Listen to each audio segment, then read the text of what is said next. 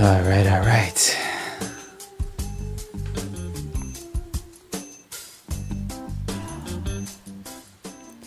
I just realized I think my mic was off. That was such a good intro too. Well, what I said was, how much does it cost to design, BIM, and build your own primary suite edition within home office? And stay tuned to this episode 128 of BIM After Dark Live, and we're going to find out. Sorry about that. Your speakers were not screwed up. I was on mute. Welcome, everybody. Welcome to another episode of BIM After Dark Live. My name is Jeff. This is a weekly live stream where we talk about Revit, BIM, architecture, technology, and pretty much anything related. As I said before, this is episode 128. And so if you want to see the rest of the previous episodes, either head on over to live.bimafterdark.com or here on YouTube, just go over to the playlist sections and check out BIM After Dark Live. This is a live stream, so feel free to ask questions. I will do my best as we go through this to insert the questions through the discussion. But otherwise, it's a nice, informal, fun time in which we are going to discuss some things. So today we're going to discuss the North Wing project. If you are not familiar with the North Wing project, I will put a link below. But there's I think 17 or 18 episodes of me tracking the process of this project from design through construction to today, which is essentially complete. The construction piece of it, I think, is around roof sheathing. I have a lot of other videos that need to get edited together. But as we stand today, the project is complete. We had final inspection. We passed it. Other than some minor landscaping, which we'll probably wait till next year, and some little details, we're good. This office is done. My primary suite is done. And so what I wanted to do today, because I know people are always super interested in this, is I'm going to run through the costs.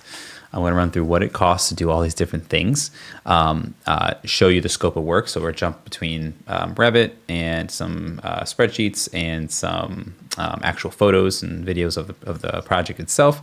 And I'm going to sort of talk through some of the lessons learned and so on and so forth. And so if you're an architect, if you're a contractor, if you're a homeowner, and you're just kind of interested in this idea, I'm also going to try my best to sort of go through my mindset when estimating versus purchasing versus budgeting and all of that good stuff. So welcome everybody. Oh, we got Yogi's here from Melbourne. Hey guys, how's it going? Okay, so first things first, let's talk a little bit about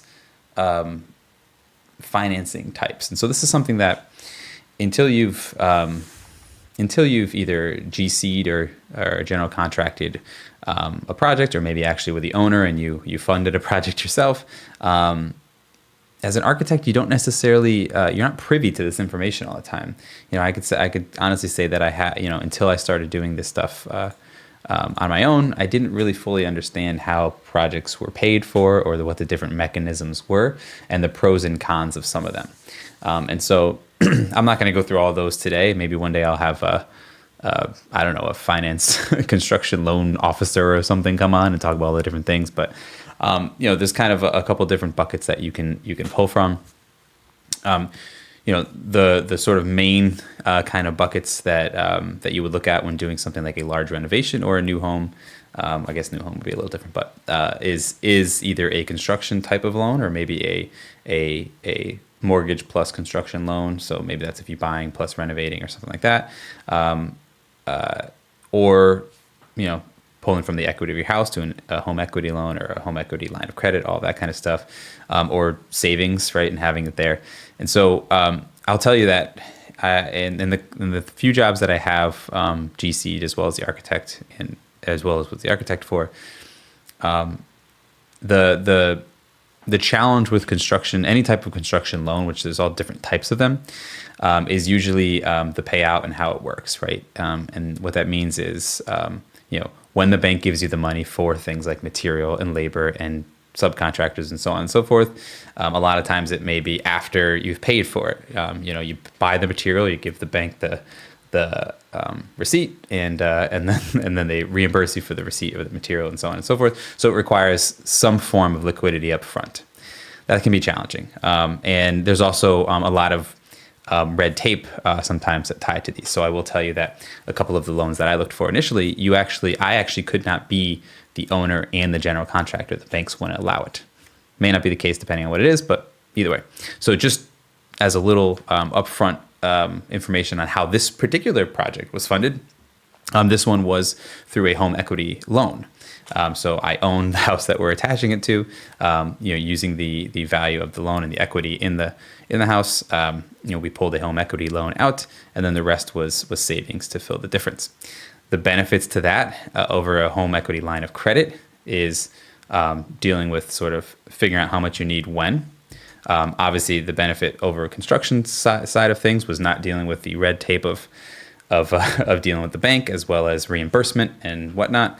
And it was much easier to just have basically all the cash you needed up front, lump sum, good to go, and then disperse it as you go, but making sure you're tracking it. And that's the big thing, right?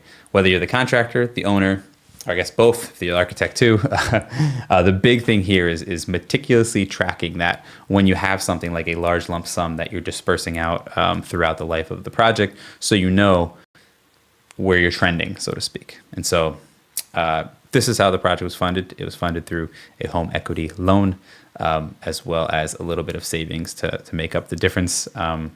So let's jump into some of the numbers. I just wanted to sort of start with that. I know that's an interesting thing, or an interesting thing that some people maybe not be experienced with.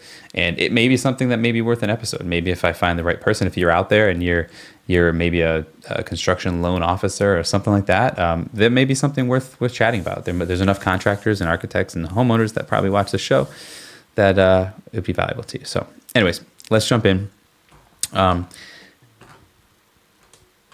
There we go. So here is the spreadsheet from the North Wing project. One thing I should notice I should note before we jump into it is if the sample file for this, the actual Excel spreadsheet, as well as some other documents from this project, if you're interested in getting those, you actually can as a member of the BIM After Dark community. And so if you don't know what that is a private community that's online that we use for office hours, courses, general community engagement, as well as sample files and projects like this, including a template. And so if you're interested, here's an example of the office hours. You could see there's over 100 office hours, or 111 office hours that you have access to. Here is the North Wing project page, which has a whole bunch of background information, including the Revit sample files and the architect as contractor sample files, all available to members. And then, of course, there's a general topics page on top of the courses and all the great stuff that's in here, and the template. So there's a residential Revit template that has all kinds of great information in it. And you also have the ability to connect with me and other members, whether you're asking a Revit question or you want to know about some of the template information. So anyways, all that's to say, if you're interested, feel free to head on over to community.bimafterdark.com and take a look. If you're interested in getting this actual spreadsheet that I'm walking through today and the Revit model, you can actually get them as members of the community. So here's the spreadsheet. This is all rolled up, so we'll expand it a little bit. And as you can see, what we'll do is we'll first start with the total down at the bottom, and then we'll sort of roll up and talk about how all these numbers came together. So on this side here, the estimate side of things, that is what I was quote unquote estimating. And so when it comes to the term estimate, it's a little rough in the sense of some of it was budget, some of it was estimate, and some of it was actual numbers that maybe I did get some information from a subcontractor or something like that during the project. And then the actual cost is what I was tracking here on the right-hand side. And you could see this spreadsheet also tracks the variance between what I thought it was going to cost versus what it actually cost, and then was it above or below. And then I also tracked on this current paid, this was, how much did I pay out of that? So anytime I wrote a check or paid for something, I would make sure it was listed here. And then ideally, the actual cost and the current paid, these numbers would equal each other, right? And so as you can see, if they didn't, right, you still owe some money here. And so we'll talk about why there's a couple pieces outstanding here, but that was a way to sort of keep track of everything as tight as I possibly could. So if we zoom down to the actual numbers here, I will highlight the actual cost versus the estimate cost. And so yellow is the actual. So if we look at the hard costs of this project, it was $165,204. That was the actual hard cost. The soft costs were $1,680. Obviously, there was no architectural fee. There was no GC fees for the work that I did myself or the general contracting itself. So what are those soft costs? I'll roll them down to show you. So if we go up to the top here, you can see the only soft costs that were part of this project were the permit. That's it. I already had a survey done for this project. For this site, I should say. So you can see I budgeted $1,500 for the permit and $1,200 for labor. Ended up paying $1,680 for the permit, and that was all. So that's the only soft cost on this project. Obviously, if you were not GCing the project yourself or you were hiring an architect, that's where the soft costs would come into, right? You had some, or maybe an engineer or a surveyor or whatever it is, right? That's kind of the where the soft costs come from. So yes, there's a savings there, right? If you're a homeowner and you're not an architect and a contractor, then that could actually be a pretty high percentage, right? If it's, let's say the architect's fee is 10%, the contractor's fee is 15%, that'd be on top of that, 173. So you could see that adds up quite a bit. So obviously very helpful in keeping the cost down, for me at least in this case. So that was the soft cost. So if we look at the direct hard cost now, you could see the project did end up being cheaper than I thought it would. But that was kind of a couple of things that I'll explain why that was, because that's not the case. As you can see from the variance here, that's not the case in quite a few areas. We're actually quite a bit over. And really the biggest thing that made up the difference here was rough framing. And so that was almost a $40,000 difference. And the reason for that is when I did the estimate, I did it assuming that I was not going to be the one framing the project. I would be hiring a framer, company, framing, whatever you want to say, carpenters. And so that was obviously a huge number that was offset by myself and my father framing this whole thing by ourselves. But I did want to keep that there because these were numbers that I did get from some local framers. And I did want to know what kind of the savings was from me doing the work myself versus not. So that is what we'll see as we dig into it. So I see a question there from Karen. Did you use any cost estimating software database to cost? What Karen's asking is, did I use any databases or cost estimating software? No. So I used, and you probably, if you look back on the previous videos, I think at some point I might have showed a little bit of the Revit model and how I was using it to do quantities at least, right?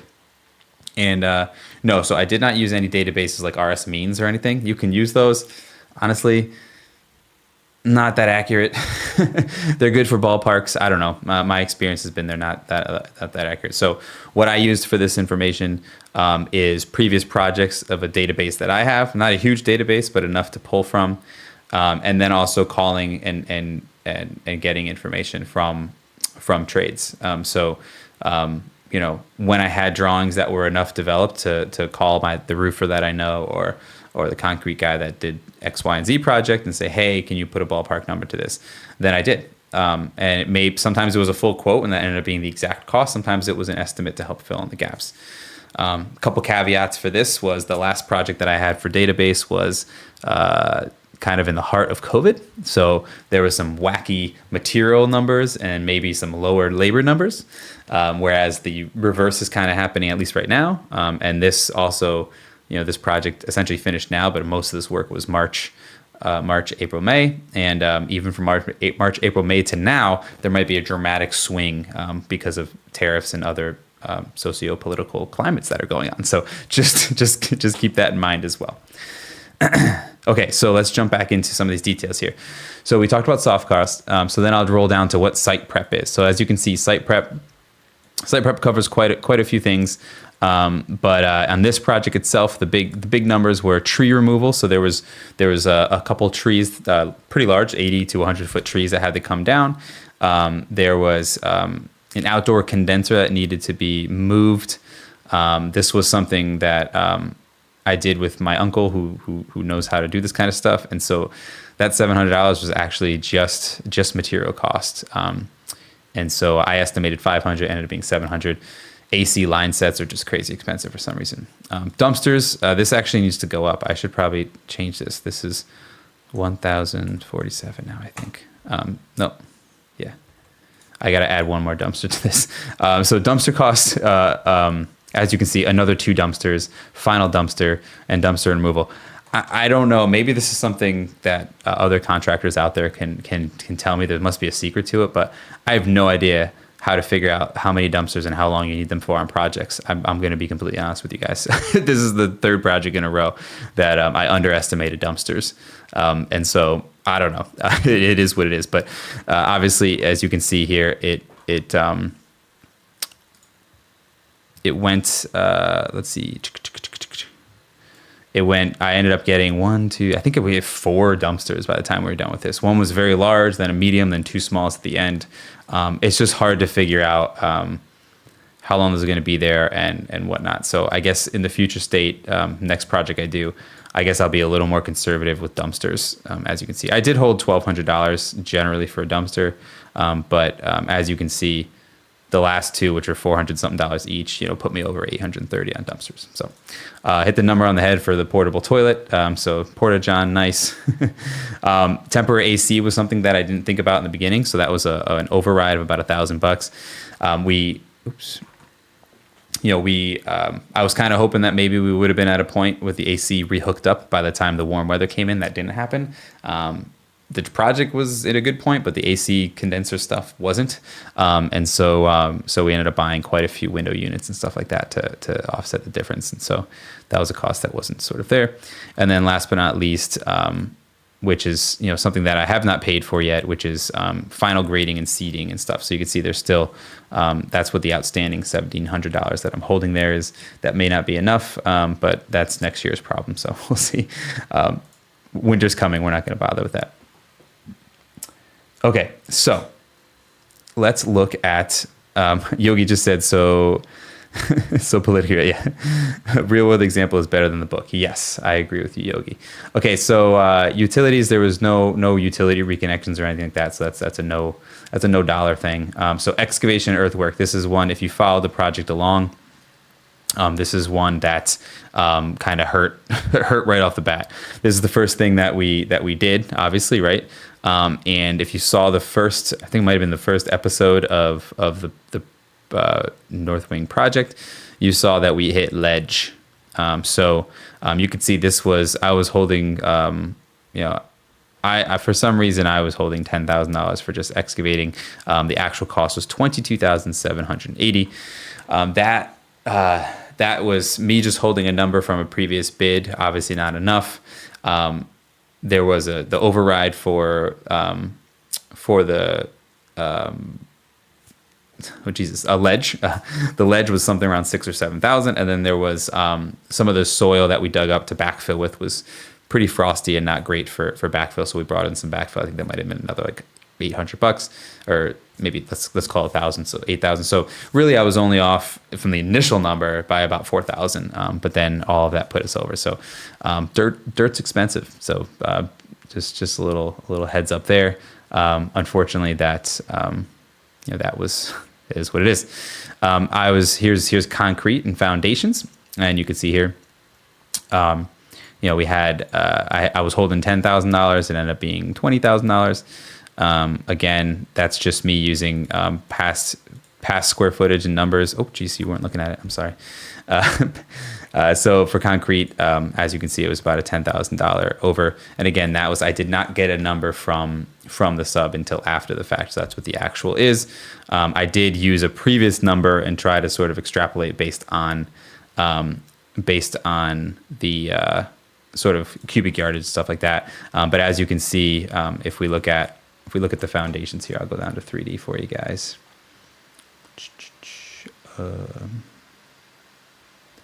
3D views. Phase 2. All right, let's do building foundations. Here we go. So if you look at the foundation plan here, you can see that there's steps. There was just quite a bit more than, and then there was also this patio in the front, which is a stamped concrete patio. and you know, all of that was a little more than I guess I anticipated compared to the last the project I was using as a comp. Here, we'll go around this way. The project I was using as a comp for that was actually this was one of them, and there's another one, and you can see this is a much simpler foundation. You know, it's just a square, a slab on grade square, basically, right? So so that was just one of those things where underdid it a little bit. And so, you know, doing the project, obviously a little bit of a challenge starting off the gate with the first two subcontractors being so far over the initial estimate. But if I jump into it just to show you guys a little bit of what that looked like, you can see that it's worth it. So here's what the stamped concrete looks like. You can see there. So it's got a really nice, so totally worth it. You know, even the concrete, I think you did a great job. Let's see if you can see it there a little bit. So you can see there's the concrete coming down here, you know, and through all that. So totally worth it, but it's always a little bit of a challenge coming out of the gate and immediately being, you know, $22,000 over budget, or I should say over the estimate, because I wouldn't say that was necessarily the budget, but. If you had time, Yogi just asked, if you had time, would you use the drill and crack method of rock breaking rather than the excavator? Maybe. I'm not sure if it would have saved me much in the long run. It ended up being, so if I don't remember if I go over this in the video, I think I do, but it ended up being about a day, I think it was two days or 3 days of hoe ramming, you know, with the big drilling. And what we ended up doing is I ended up shifting the entire footprint of the building over a little bit as well, in order to accommodate and reduce that number. So I think I'm not sure if it would have been any cheaper. Maybe it would have been, but it was also nice to just, like you said, the speed is also something too. So, okay. All right, so now that's foundations. So other masonry, paving, there was nothing there. So let's talk about rough framing. So as you can see, rough framing was probably the biggest one that that offset the others here. And part of that is because, as you can see, I was holding for labor only about $3,000 or $30,000 for labor, and then about $30,000 for framing. And now this is interesting because, as you can see, the actual cost. So I had a $2,000 in here for materials for labor, because that would be like nails and stuff that you have to provide. And that obviously I still paid for that because I needed all that stuff. And then the wood itself, you know, was but it was $11,000 versus the 30. And this is kind of an interesting thing because, as I mentioned before, the most recent comp I was using that was the most similar was during COVID. And so, or sort of in the middle of COVID, it's like 21 or 22. And so during that, if you guys remember, the wood was astronomically high. And so I was using numbers from that. But obviously that was way overestimated because I was using that number where the cost of wood has dramatically decreased since then. Actually, by now, who knows if it's back up? I don't know. I think last I heard there was some lumber tariffs or something going on. So, but yeah. So in the long run, it ended up being around $10,000 for the 11, we'll say, for the actual lumber, and then $2,000 for miscellaneous stuff like hangers and nails and some of that stuff. So overall, that ends up being a pretty hefty savings of 50 grand versus my total here. And so, you know, doing the framing myself obviously helped because it pretty much offset the overruns of the actual the first two phases of the project.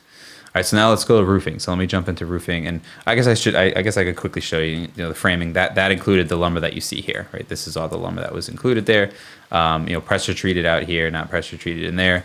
The interior framing. So that was literally all the lumber to build everything that you essentially see right here, including sheathing, and so on and so forth. Hey, Paul Aubin, what's up, man?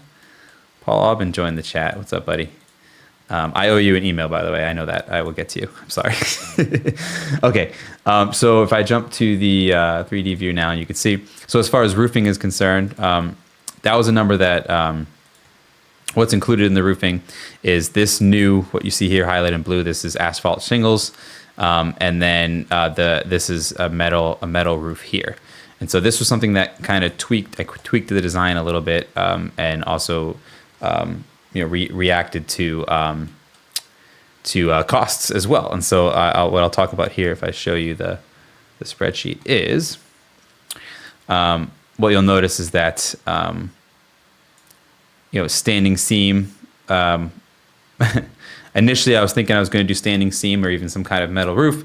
That ended up being extremely expensive. That actually 4,200 is what I put in there. The number I got was something around like, I don't know, it was something like $10,000 to do 420 square feet of standing seam metal. I was holding 4,200 thinking that was going to be a lot, $100 a square foot, but apparently it wasn't even enough. So what I ended up doing is exposed fasteners myself, and I'll show you what that looks like in a second. And the actual roof itself also came out quite a bit higher than I thought it would. And so the asphalt roof, you could see, was about almost $3,000 more than I thought. Again, for 400 square feet of roofing. Using the numbers I had in the past, I guess maybe the guys were busier because I re-roofed my entire existing house for like $1,500 not too long ago. So it is what it is. They did a good job. They got rid of they did all the flashing and stuff for the roof. What I'll do is I'll pull this open here, and we can take a look at the actual image of it. I think I have a drone shot so you guys can see. Yeah. So you can see this is the asphalt roof up here. Here's the metal exposed metal roof I was talking about. Here's a nice shot of the exposed roof before we put the siding on. And so it still has an awesome look. And what I ended up doing was, because I was doing all the framing myself and I wanted to do this exposed roof, I thought it would be a good idea to make this something worth the effort. And so that's why when you see in this image here, the detail is a tongue and groove, 2x6 essentially tongue and groove with ice and water, and then the roof on top. So this thing should not ever leak for a very, very long time. So especially because I was doing exposed fasteners, I thought that would be the way to go. So as you can see, other stuff included in here is gutters and downspouts, which was actually included in the top here. So I guess you can take $1,200 out of that. And then there was some miscellaneous fascia and soffit materials that I just missed in the process. And you can see that was a $671 addition to the process. So overall, the roofing ended up being under by about, I just rolled it up there. Under by about $1,600. And that, of course, is mostly because of the fact that I decided to do my own exposed fastener roof instead of the standing seam metal, which was out of control.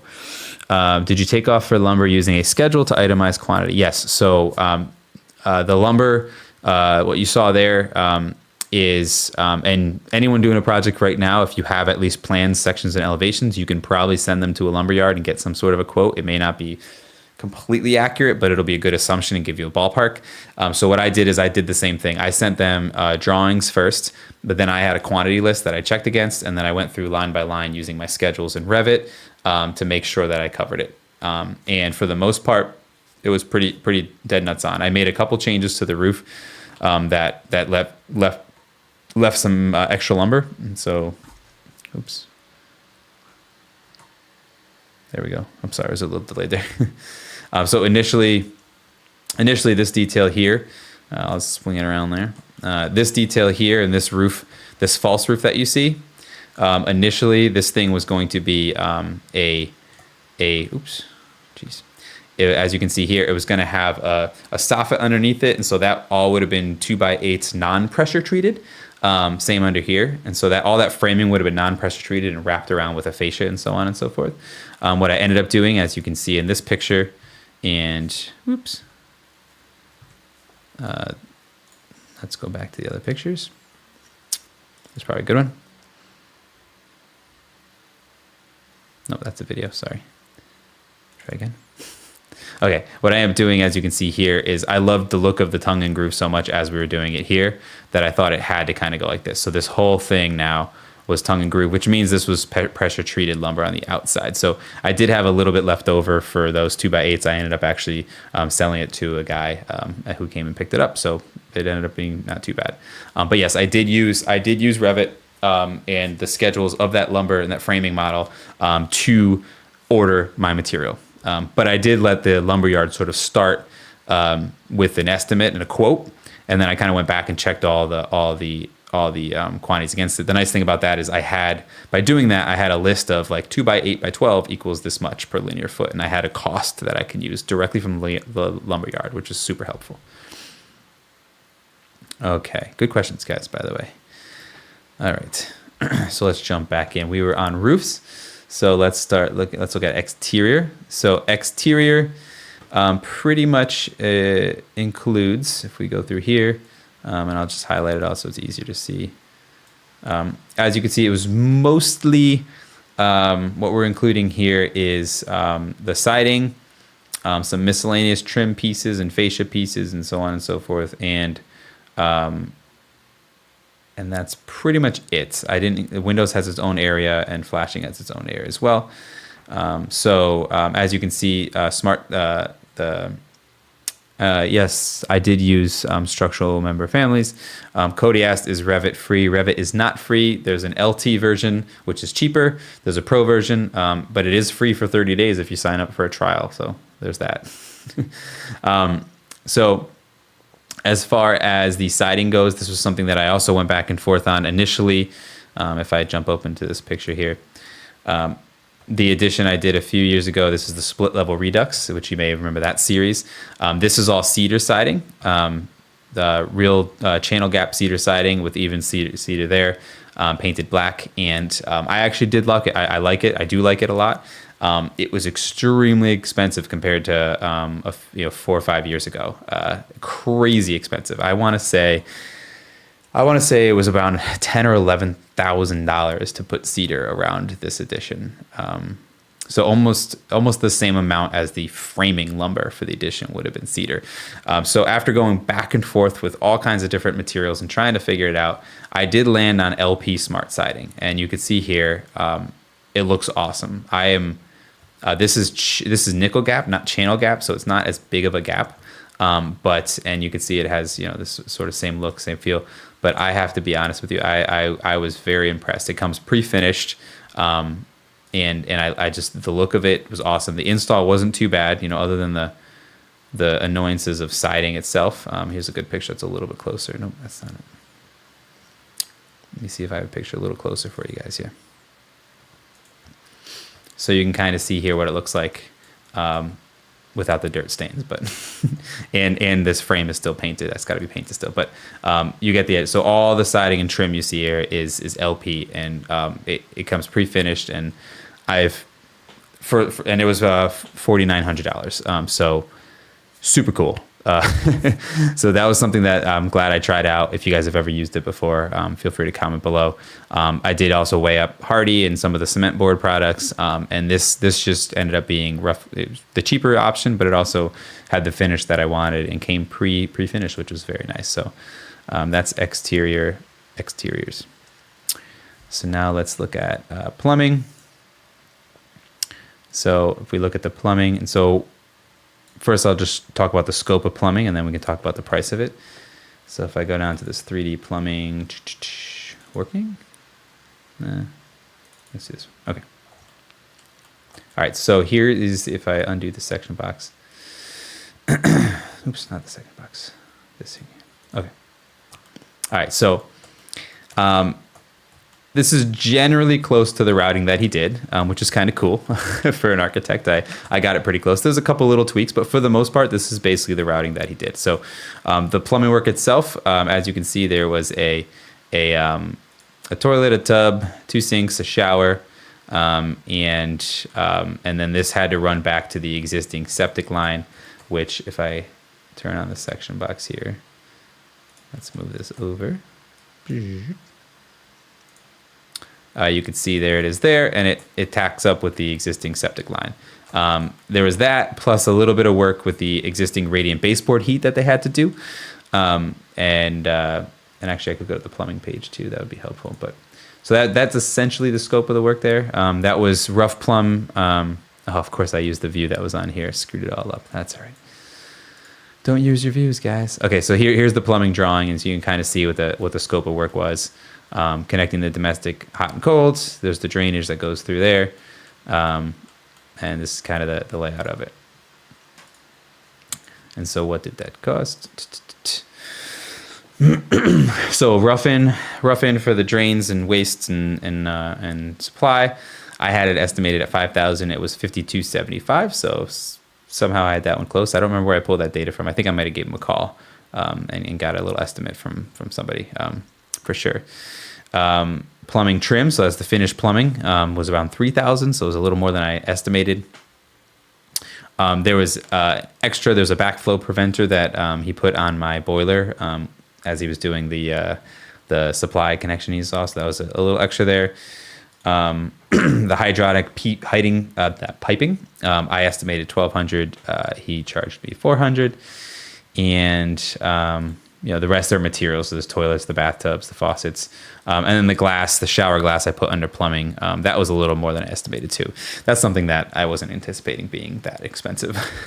I think I estimated 2,000, ended up being around $3,000, but it does look great. I'll show you what it looks like here actually, since you guys haven't seen it yet. And I am pulling together some videos of the final stuff, so you'll see videos soon of all of this stuff together. But there's the glass there, so you can see it kind of marches around here. And if I go here, it's a good shot of it. So I'm super happy with it. I just wasn't anticipating it being as much as it costed. Let me just see that if you hadn't drawn the framing in Revit, will the lumberyard have still been able to give you a cost estimate for the lumber and the framing? Yes, with plans, sections, and elevations, they will do their best.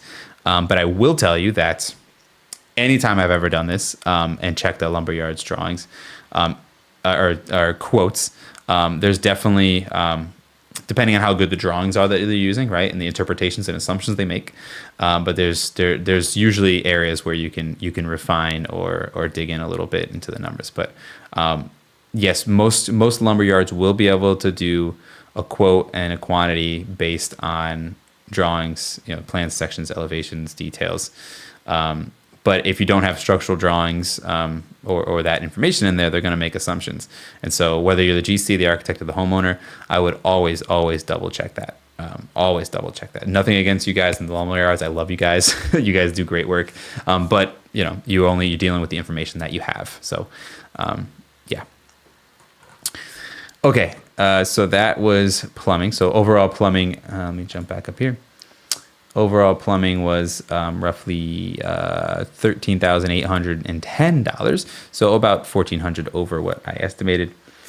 Electrical, this includes pretty much everything. As you can see here, I carried 16,000, ended up being more like 22,000.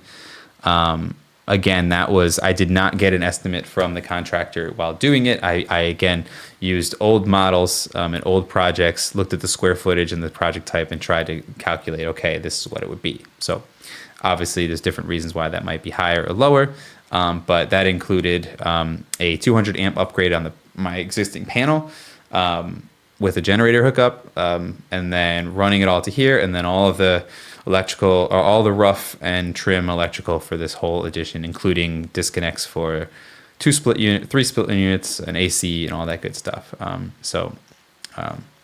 For what it's worth, I guess you could do the math per square foot. The square footage is roughly 760, if you guys are curious. So maybe that helps you a little bit, but yeah. So that ended up being about $6,000 more than I estimated, but it is what it is. I obviously carried a little more money for things like light fixtures than I needed, so there was some savings there. And then I did last minute. We decided last minute, I should say, as close to last minute as we could when tile was going down. We ended up putting radiant floor heating into the bathroom upstairs. Part of that is because the bathroom itself has shared split unit with the bedroom, and so there's the ability during the dead of winter here where maybe it's not getting a ton of heat, but also I've always kind of wanted it, and I can tell you now it's getting colder here. It is one of the best $796 I ever spent. So if you're thinking about doing it and you're on the fence, just do it. I promise you, you will never regret it. It is amazing. So that was electrical total all in $24,246. Overrun of $5,000 from my estimate. HVAC that basically just covers the split units. So we did 2 split units, one for down here in the office and one for upstairs in the bedroom. As I said, my uncle and I installed those ourselves, so that was all just materials, and those were $1,700 for both of them, I believe. And they're small. They're pretty small. They're like 8,000 or 9,000 BTUs. Thank you, Yogi. I know I haven't shared too much of the final project because it's pretty much just finished, but I'm glad you're enjoying it, and I'm going to keep spinning around and jumping between it. So, okay, so that was HVAC. Insulation. That's one where we went over a little bit for a couple different reasons. Let me show you real quickly what what that encompasses. So if I go back to the 3D view here. So essentially we've got all these exterior walls are insulated. Initially, I was not going to do spray foam. I decided to do spray foam for all these walls. So that was a little bit of an add there as well. But the other thing that that I did do with the insulation is in the office here downstairs. So if I go to the basement floor plan where I am currently sitting right in this room as we speak, what I did end up doing is all of these walls, so this wall, and the ceiling in here, and as well as the ceiling in here, they're all it's all mineral wool insulation, or mineral wool, yeah, whatever the acoustic is. I think it's mineral wool. Sorry if I screwed that up, but it's the mineral wool type of insulation, and the drywall is on a RC1 channel for help with sound proofing between here and the bedroom. And I will say that it definitely was an additional cost that didn't need to necessarily happen for actual building science reasons, as far as heat and cooling stuff, but super, super helpful for moments like right now where it's 9:45. My wife is upstairs probably watching TV or laying in bed, and she does not hear me, which is pretty cool. So there was a little bit of an addition for that. Let me pull this back up for you. So spray foam, as you can see, I wasn't anticipating spray foam. I was going to do batt or mineral wool insulation.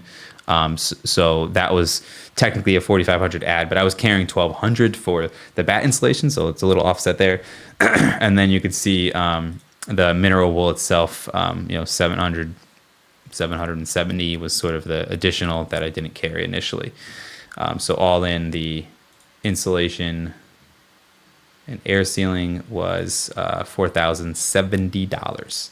I also did, just so you know, it was spray foam insulation on all the walls, and the attic ceiling was batt insulation. We need R50 here in Connecticut, and spraying R50 is just not worth it for that particular purpose, especially because I did not have the depth to do it. Okay, any ducts in that room? Did you do anything for soundproofing? No. I used split units, so these are ductless mini splits that are in this both there's the addition and here, and so there was no soundproofing. We didn't have to worry about ducts. So soundproofing it works really well. I have to say, when it's designed and thought of correctly, it definitely works well. Okay, so drywall and plaster, that was something where I was on the fence about doing myself in the first phase of this edition. I did do the drywall myself, but I actually do not like mudding. I hate it so much that I did get a quote, and I did carry some numbers for that. You can see it was a little bit more than I anticipated. I anticipated around, or actually I shouldn't say that. I think I did get some numbers early, and these were actual numbers, 5,800. But then the person I went with was a little bit higher, so you can see 2,500 higher.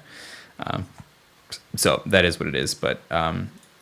So all in drywall, that includes install mudding, sanding, and ready for primer, was $8,300. And yes, Paul, mudding is not fun. I 100% agree. All right, so that now brings us down to interior finishes, which includes lots of random things like doors, tiles, tiling, all that good stuff. And so if we run through some of these numbers here, initially, oh my gosh, I wasn't sharing, so sorry. That brings us to interior finish right here. It's been a long day. I keep forgetting to share for you guys. I am so sorry. So interior finishes actually includes a lot of different things. And so we can go through and talk about a little bit of it. Doors, you can see here, these are interior doors only, $1,889. Those I actually got from Lowe's, and they were pre-finished and pre-hung. And so how many of those were there? You know, there's pretty much just one downstairs, and then you go upstairs. There's only a couple, 1, 2, 3, 4. So what did I say, one downstairs? So basically 5 doors essentially. And what do they look like? They look like, once installed, they look like this little guy you see here. And let's see if you can see him in the bedroom. I didn't take a picture that way. Yeah. So, 2 panel doors, came out nice. Actually, you can see them here. Here you go. There's one there. You can see kind of what that looks like. So pre-hung with all that hardware you see there. I just had to get the handles. So all in $1,800. It was nice to have them. MPP asked, did I vent the roof? Yes, I vented the roof. If you'd like to see the section here, I'll show you. If not, you can check out the other videos as well as the sample project. But you can see it's a very traditional insulated box here around New England, at least, with baffles and a vented roof and insulation in the attic joists, attic ceiling joists, attic joists, whatever you want to call them. And you can see even in the drawing here, there's the mineral wool with the RC channels, right? So let's go back to this guy now. So that was the doors, baseboards and trimming. You could see I was, I carried some money here, but obviously I was a little over with the trim, but ended up being under on some that I had there, so it kind of evened out. Another little lesson learned there was I bought pre-painted baseboards and trim boards for inside, which was helpful, I have to say. I enjoyed it better than having to put multiple coats of paint on trim or primer and all that stuff. There were some caveats, like you still had to go back and touch a lot of stuff up. You had to pick the damn stickers off because they put all the stickers on the painted side for some reason. But that is what it is. But I do have to say that I was a big fan of the pre-painted trim. It still gets dirty and scuffed, and you end up trimming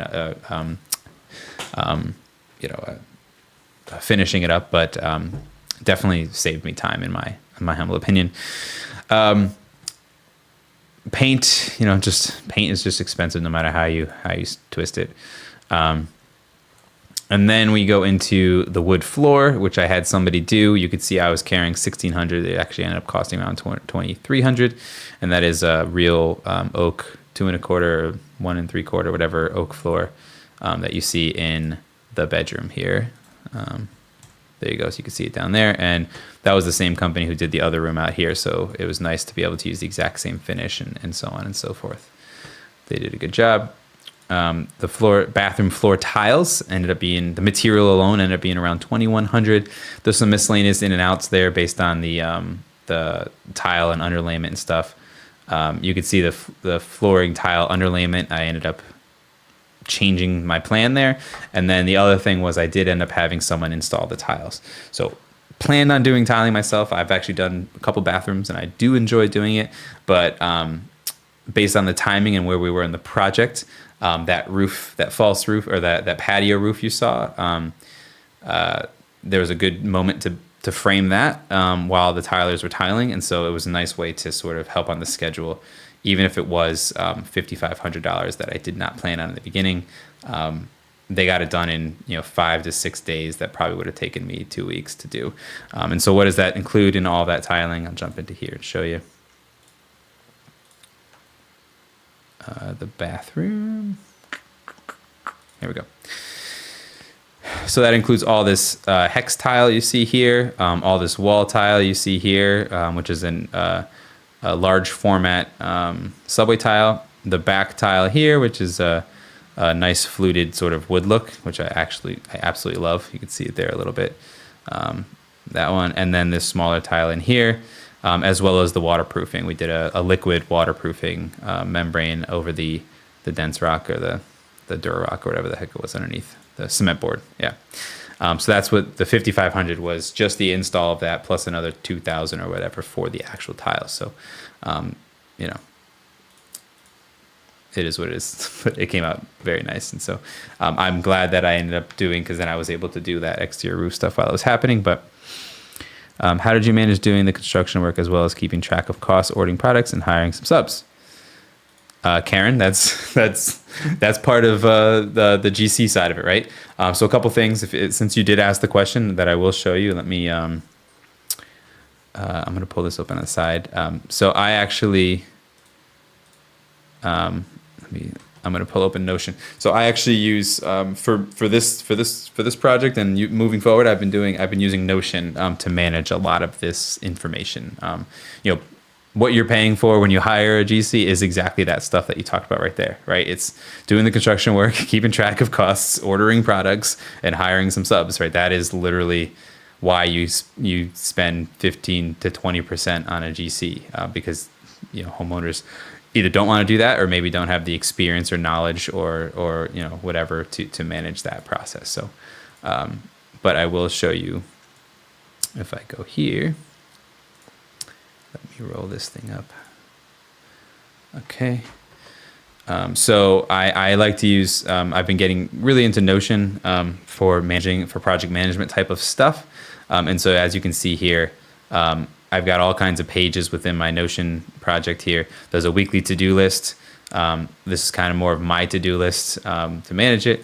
There was bid tracking here, which I'll go fast because I don't want to show information, but this had all of the bid packages, all of the information, and then the schedule, which I've shared on other versions of it, or other live streams or episodes. You can see if I go to calendar, this is the actualized schedule. So this is when stuff started and finished and so on and so forth, and sort of managed it.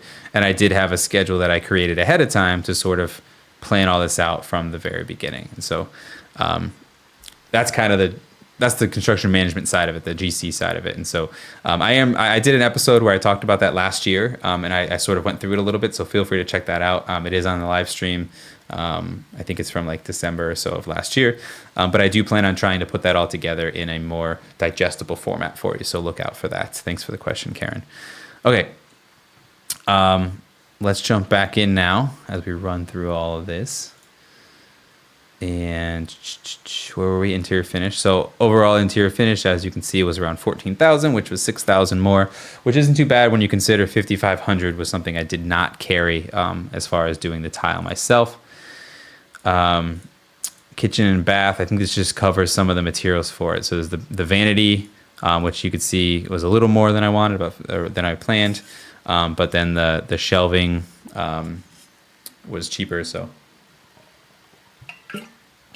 that sort of helped offset it.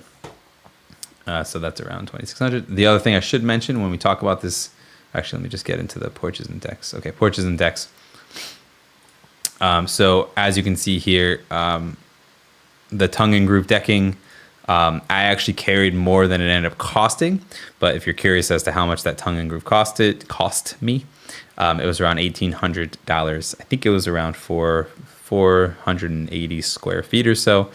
So actually not that bad when you consider the final product and how it looks under there. I think it's totally worth the $1,800. You can see that. And so it's a structural tongue and groove. So it is basically a 2x6, and that's why I'm able to span essentially 32 inches. I think it is with double joists, and so that gives it a much more open feel, and you get to see more of the tongue and groove.